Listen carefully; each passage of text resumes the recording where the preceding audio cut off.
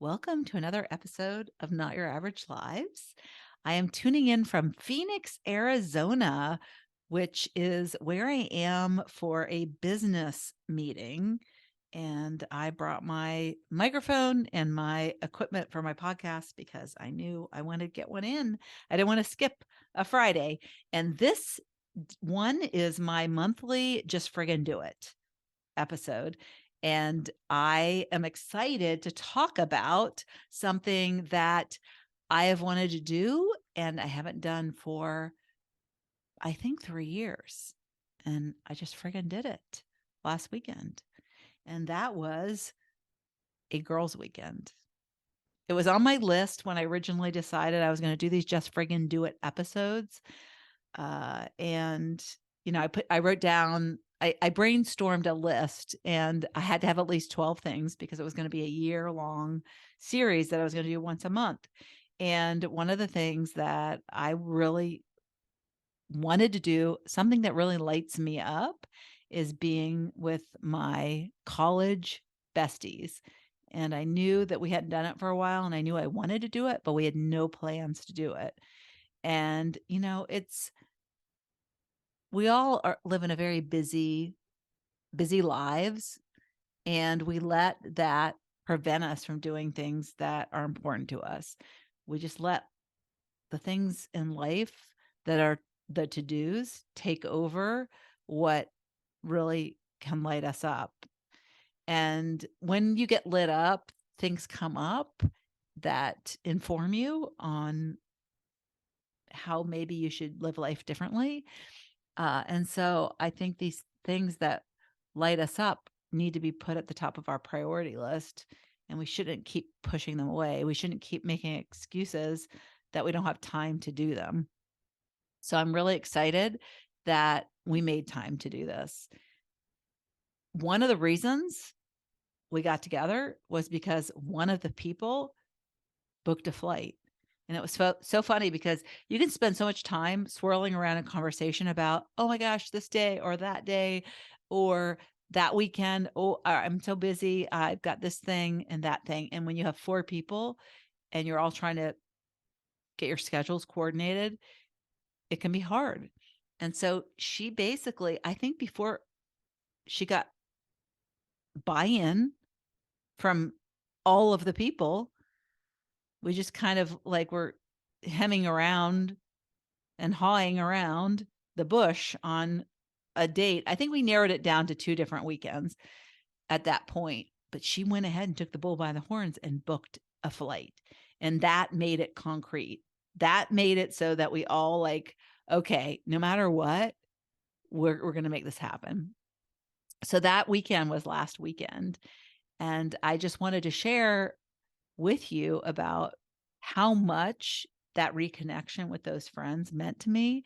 And I came up with 3 what I believe to be major things that my friends do for me that I think make all the difference in the world. If you're looking for friendships, if you're looking for friendships that make you a better person, that make a difference in your life, that make your life richer, and it's really a form of self-care, in my opinion. So I just friggin' did it. I did a girls' weekend, and it was better than I could have imagined. And the older we get, I think the more we really appreciate it, and on a level that we didn't really appreciate when we did it before. And again, these are my college besties. So we've been together for many, many years, since the late 70s. And we started doing this as a way to get away from the mom life. So when we had kids and they were little, it was like, oh my God, I just need to get away for a weekend. And it started as a pre-Christmas shopping weekend. And we would get together and on the excuse of we need to do some Christmas shopping. And so that's what we would do. And we live in different places. We never have lived in the same town. I will say one of them and I did live fairly close to each other, not too far from each other, but I've since moved. So we live about 2 hours away now. So 2 of us, or I would say 3 of us live in the same state, but we all live pretty much 2 hours, 3 hours away from each other. And then the other one now lives across the country. So we don't get to see her as much as well. So the three things that I think for me make such a difference that these friends bring to me in terms of why I believe that they make me a better person. I think that's what you look for in friends, is that they make you a better person. They make you, they bring out the best in you. Is that really what they do? And so it was really good to be my best self this past weekend, because they brought that out in me. And the other thing that I would like to say too is, because I'm here in Phoenix on a business trip, and my past weekend was with my college besties, and nothing can replace them because we've been friends for, I guess, 45 years, right? That's what the late 70s were.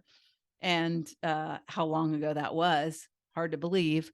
But I, in Phoenix, am with my business besties, what have become my business besties over the past 4 years.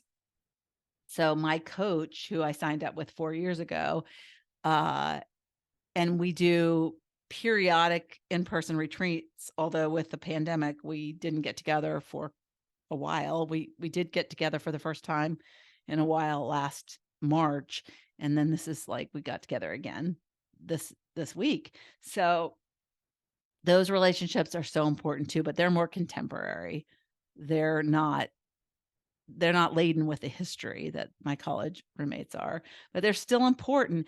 And I feel like what they have in common with my friends from college is they make me a better person, that they make me want to step up my game, that they see something in me that sometimes I can't see in myself. And I think that is really what makes a best friend, or somebody that you want to have in your life. There's always this quote that I like to reflect on. I don't know actually who this quote is from. It's probably Jim Rohn, somebody like that. But it's, you are the average of the 5 people you spend the most time with. So think about that. Who are you spending the most time with? And are they people that make you want to be a better person? Are they people that believe more in you than you even believe in yourself? Or are they people that put you down, or that they don't believe in the best in you? You really need to think about who that is, because the people that you're with are saying things and making comments. And are those comments serving you, or are they not serving you? Just like the thoughts in our own head and how we are our own worst critic. What about the people that are around you? If you, first of all, we all have inner critics that are loud. And so we need to get reinforcement of the opposite. We need to get positive reinforcement. So find those people. And if you don't have them in your life, find them immediately. So I have been very much this past week around the people that make me feel that way. So the 3 things that I think what I get from my friends that bring out the best in me, that they are the 5 people that I want to be around because they make a better person out of me, is number 1, that fun. They have to be fun. They have to be people that make me laugh, that I enjoy spending time with. Because laughter and that sense of having a good time is super important. I have a high value in the funness of life. And so you need to find people that make you laugh. And it doesn't have to be so serious. Life should not be so serious. I mean, yeah, it can get serious and we can make it serious, but life is better when you can look at things with a sense of humor. And so I love to have friends that have my sense of humor, that get that sense of humor, because I can be corny. All right. So number 2, they have qualities that you would like to emulate. So who do you want to be a role model in your life? And role models don't have to be somebody that's older than you. Role models can be younger than you. And as a grandmother, I think sometimes my role models are my kids and my grandkids. And so, but in terms of friendships, like, you want to have friends that, it goes back to exactly what I said, make you want to be a better person, that you say, hey, I want to emulate that behavior. I want to be that good of a person. I want to be like, they give you examples of how you should be in the world that might be a step up from where you are or where you think you are. And maybe you're there, but you just don't see that in yourself, but you see that in somebody else. And so you're like, oh, yeah, I resonate with that. And let me be better for it. And if I hang around with that person, then it's going to rub off on me. So that's kind of like, when you're around people like that, I mean, you probably heard people say, oh, you have mannerisms like your mother. Or, oh, you remind me of your mother.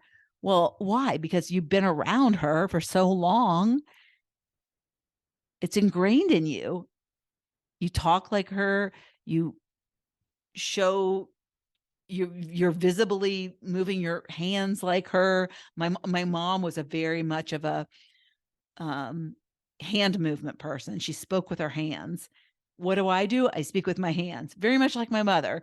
So who you spend the most time with, you're going to start to be very much alike with.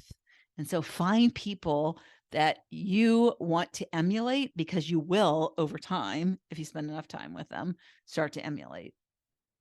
And I feel like my friends, we can finish each other's sentences. So I know that they've rubbed off on me in that respect. And maybe I've rubbed off on them too. I know one of my roommates liked me because she was kind of serious and I was kind of the funny one. And so she liked being around me because it brought out the funny in her. And she's a hoot. So she was never not funny to me, but being around me it brought out that side of her more so.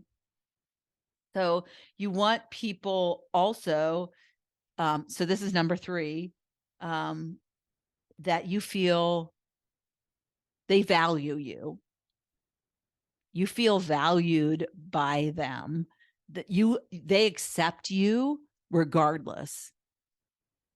There's no judgment. That's the key. They're not critical of you. They're not judgy of you. And that's so important, because how many times do you feel like somebody's looking at you with a critical eye and they're wanting to give you advice versus embracing that who you are, instead of trying to have you be somebody that you might not be quite yet, but they believe in you and they know you'll get there. So they accept you for who you are now. That is so important. They listen to you. They support you. My friends, my college besties, they believe in me more than my own sister, who I grew up with, who should know me, right? But really doesn't. And she didn't live in college with me. I feel like the whole college experience for me was not about necessarily book learning, but it was about societal learning. It's about learning who I was. It was really learning how to work and learn how to navigate relationships with other people. That's what I really got out of college. I learned so much more about myself by having roommates and getting along. So having that person who gets you and is, the other thing, and that it comes down to the whole acceptance and feeling valued, is I feel like my college roommates, they are more happy for me when something good happens, where some friends, they get jealous. They get envious when good things happen to you. And then they want to compete, or they want to put you down, or they just want to inflate themselves many people don't even realize they're doing this. But you want to find people that lift you up, and that when something good happens to you, they just are all about how amazing that is. And you're like, sometimes I am like in disbelief about how happy my friends are for me when something good happens to me. And it makes me realize these are the people I'm so lucky to have in my life, because they make me realize, they make me, and when people are like that, they make you want to step up your game too. It's like they know I'm capable, and that makes me want to do more.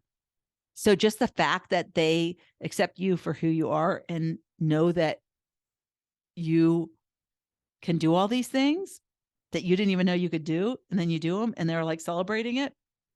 And you're like, well, gosh, if they think I'm capable of this, I'm probably capable of more. That instills so much more confidence, and so much more belief. And when these people believe in you, you believe in yourself. They give you that. So my friendships, these college besties that I randomly, they came into my life so randomly. It's crazy. But we were meant to be friends, I believe. I believe that they were meant to come into my life and be in my life, and they've made such a difference in my life. And I'm so happy that we were able to reconnect this past weekend. We had so much fun. We were just together for like 48 hours. And I'm so glad that they came to where I live, because I was able to show them a good time. We didn't do much except talk, connect, eat, and shop. That's what we did. And just supported each other in our different lives, because we all are living different lives, similar but different. So we all have had different experiences through life, but we've been through so much together. I mean, you can imagine 45 years. Out of the four of us, 3 out of the 4 have been divorced. One has been divorced twice. 2 of the 4 have had cancer. 2 of the 4 are single right now. 2 are married. Only 1 has been married to her original husband. But one of us, myself, is married to somebody who they all knew, because I dated him in college, but I married somebody else, and then we rekindled. So if you heard that story, that's my story. So that's kind of cool, because when I rekindled with him, it was kind of like I rekindled the relationships they had with him in the past, which was great. And so we've had lots of experiences. So, and in terms of kids, 2 of us are grandparents. 2 of the others don't have grandkids yet. And yeah, one of them I met randomly. She was my roommate, totally random. I didn't go away to college in September. For us, it's a whole nother story I won't go into, but I delayed going to college till January. So for the first semester, all my high school friends went away to college. So I didn't go away till the second semester. In the meantime, somebody who became my roommate in January, she was rooming with somebody the first semester, and they didn't get along. So she said, I don't care. I'm just going to go randomly. I'm going to change rooms. I'll just go with whoever comes. And I don't want to room with that girl that she was rooming with. So the random choice, this room that she got, I happened to be the roommate, brand new freshman coming in January, second semester. The other roommate, she was our suite mate. So randomly suite mate. And it's funny because it was the same floor that the other roommate was on first semester, but she never knew this girl that was our suite mate. So she changed rooms because she hated her roommate, changed rooms, got me, and got this suite mate that had been down the hall from her, but she had never met. And we, the three of us, completed college together. We ended up getting an apartment together, and doing a lot of life together through the years. And so, yeah. And then the other roommate, the fourth, she came along 2 years later, and we met her by pledging a sorority. So two of us decided to pledge a sorority, and that's how we met her. And so we brought her into the fold, and she moved in with us into an apartment. So technically I was graduating in 76. So three of us graduated in 76, and the other one graduated from high school in 78. So she's 2 years behind us. But I was actually a year ahead in terms of I was a year younger than all my classmates, but I graduated with them. So I should have technically graduated in 77, but I graduated in 76. So we're all similar. I mean, by the time you get to our age, we're kind of all the same age. We're just all within 18 months, pretty much 2 years of each other. So yeah, that's the story of me and my roommates, and the connections that I think are so vital that you need to make in life, and that will make you a better you.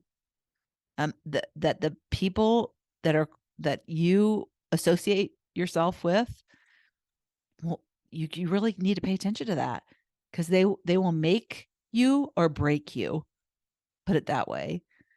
They will make you a better person because of the good people they are and the support they give you, or they'll put you down, and you will never realize your potential because of the people that are poisoning your mind, really, and not allowing you to grow into and be the person that you're capable of being.